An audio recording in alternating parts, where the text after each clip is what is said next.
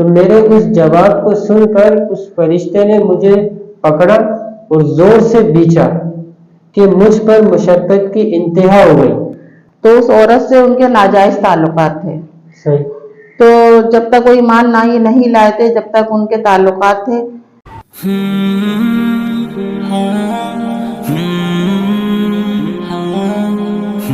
بسم اللہ الرحمن الرحیم۔ السلام علیکم and welcome back to my YouTube channel. میرے دوستو، آپ لوگ خیریت سے ہیں، ٹھیک ٹھاک ہیں؟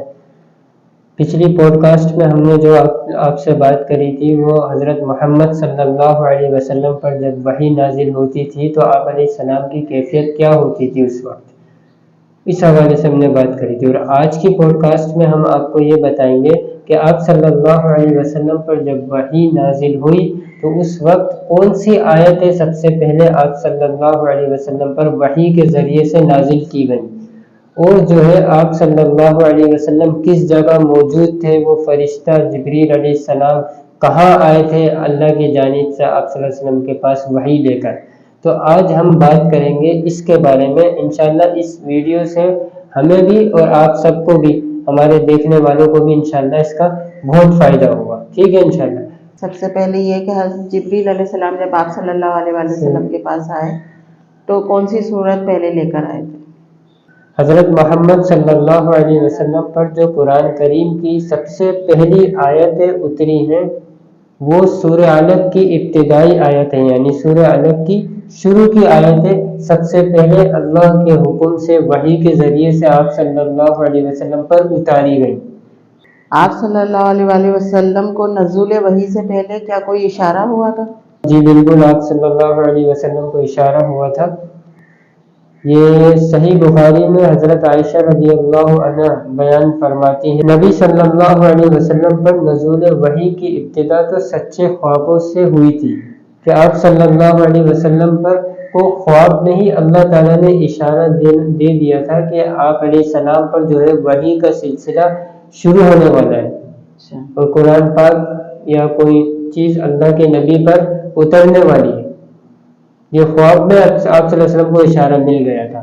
تو اس کے بعد، اس اشارے کو مل جانے کے بعد جو ہے آپ صلی اللہ علیہ وسلم کو جو ہے خلوت میں عبادت کرنے کا شوق پیدا ہونے لگا کہ میں خلوت میں عبادت کروں، اکیلے اللہ کی عبادت کروں، اس کا شوق آپ اللہ کے نبی کے اندر جو ہے وہ پیدا ہونا شروع ہو گیا۔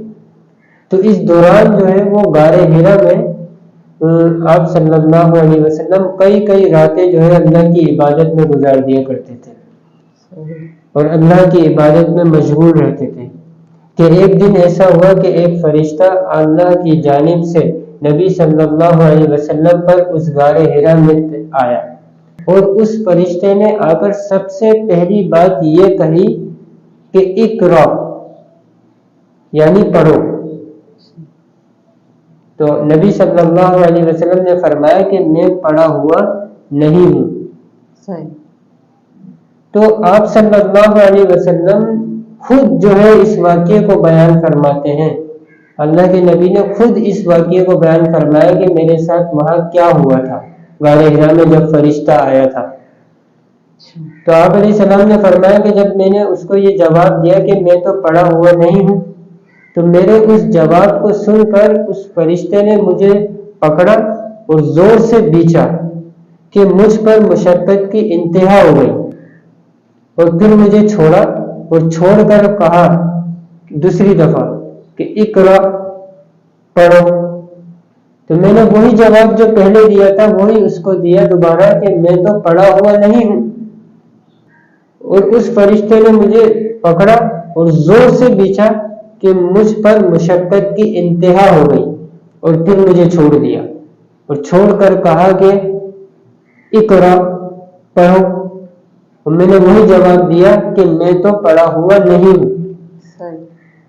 تو پھر نبی علیہ السلام نے فرمایا کہ تیسری مرتبہ اس نے پھر مجھے جو ہے پکڑا اور زور سے بیچا اور چھوڑا، اور چھوڑ کر کہا اقرا بسم ربک الذی خلق خلق الانسان من علق اقرا وربک الاکرم۔ اب جو یہ آیت آپ صلی اللہ علیہ وسلم پر آیتیں اتری ہیں سورہ علق کی ابتدائی آیتیں، اس کے معنی، اس کے ترجمہ کیا ہے یہ میں آپ کو بتاتا ہوں کہ اقرا بسم ربک الذی خلق، کہ پڑھو اپنے اس پروردگار کے نام سے جس نے پیدا کیا، خلق الانسان من علق، جس نے انسان کو منجمد خون سے پیدا کیا، یعنی جمے ہوئے خون سے پیدا کیا۔ اقرا وربک الاکرم، پڑھو اور تمہارا پروردگار سب سے زیادہ کریم ہے۔ بے شک۔ تو جبریل علیہ السلام جب وحی لے کر آئے، اس کے جی بعد جب آپ کو پڑھوا دیا، جی پھر اس کے بعد دوسری وحی کب لے کر آئے تھے؟ مطلب ان کو کتنا ٹائم لگا جب دوسری وحی لے کر آئے؟ مہینے لگے، سال لگے، یا فوراً آ گئے؟ جب نبی صلی اللہ علیہ وسلم پر سورہ علق کی یہ 3 آیتیں اتری وحی کے ذریعے سے، اس کے بعد 3 سال تک وحی کا سلسلہ بند رہا۔ وحی آپ اللہ کے حکم سے آپ علیہ السلام پر 3 سال تک نازل نہیں ہوئی، اور اس زمانے کو فطرت وحی کا زمانہ کہتے ہیں۔ یہ فطرت وحی کا زمانہ تھا 3 سال کا، اس میں کوئی وحی اللہ کے نبی پر نازل نہیں ہوئی۔ اور جو ہے 3 سال کے بعد وہی فرشتہ جو غار حرا میں آپ صلی اللہ علیہ وسلم کے پاس آیا تھا وحی لے کر، اسی فرشتے کو نبی صلی اللہ علیہ وسلم نے آسمان اور زمین کے درمیان میں دیکھا، اور اس فرشتے نے نبی صلی اللہ علیہ وسلم کو سورہ مدثر کی آیت سنائی، اور یہاں سے وحی کا سلسلہ شروع ہو گیا جو 23 سال تک چلتا رہا لگاتار، وقت کے ساتھ ساتھ، موقع کے ساتھ ساتھ، ضرورت کے ساتھ ساتھ اللہ پاک قرآن کی آیتیں نبی صلی اللہ علیہ وسلم پر اتارتے رہتے تھے، تھوڑا تھوڑا کر کے۔ قرآن کا نزول یک بارگی نہیں ہوا، تھوڑا تھوڑا کر کے ہوا۔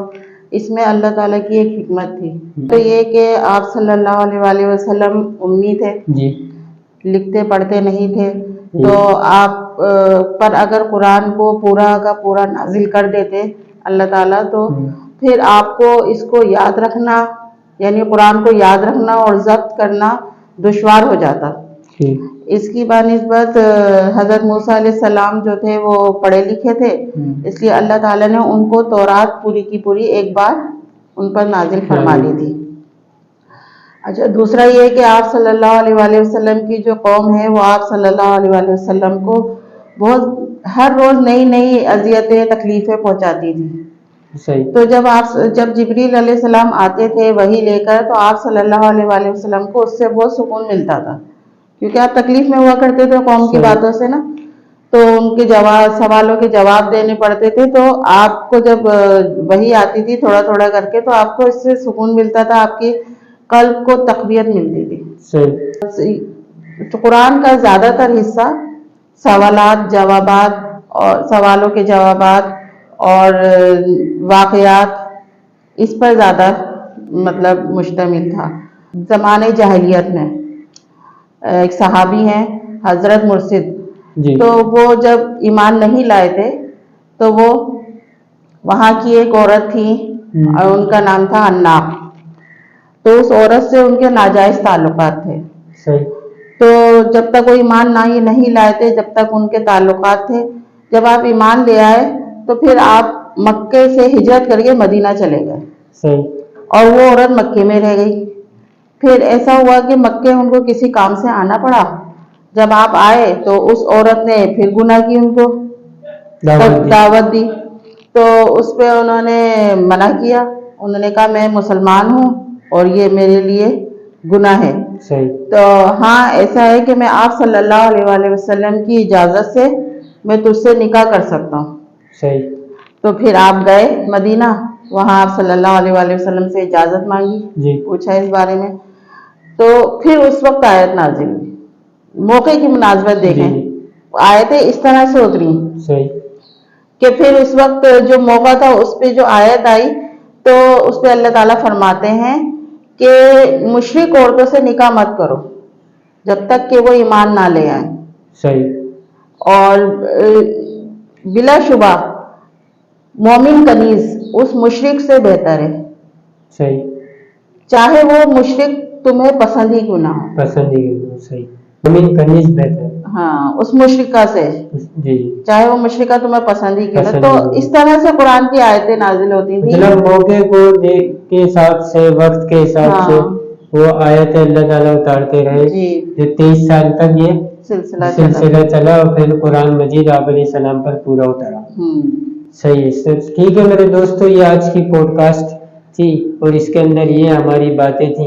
इंशाल्लाह इससे फ़ायदा भी आप सबको बहुत होगा कि आपको ये पता चलेगा कि आप अलैहिस्सलाम जो हमारे नबी हैं, जो हमारे आइडियल हैं, जिनके हम उम्मती हैं, उनके ऊपर कौन सी सबसे पहली आयत कुरान मजीद की अल्लाह ताला ने उतारी, ये हमें पता चलेगा। और हमारे नबी उस वक्त कौन सी जगह पे थे जब जिब्रील अलैहिस्सलाम वही लेकर आए, फिर कितने टाइम तक ये सिलसिला चला, कितने टाइम बन रहा, ये सारी बातें आपके सामने हमने रखी है।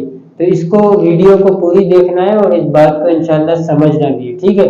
तो अपना बहुत बहुत ख्याल रखिएगा। अस्सलाम वालेकुम, अल्लाह हाफ़िज़। अल्लाह हाफिज।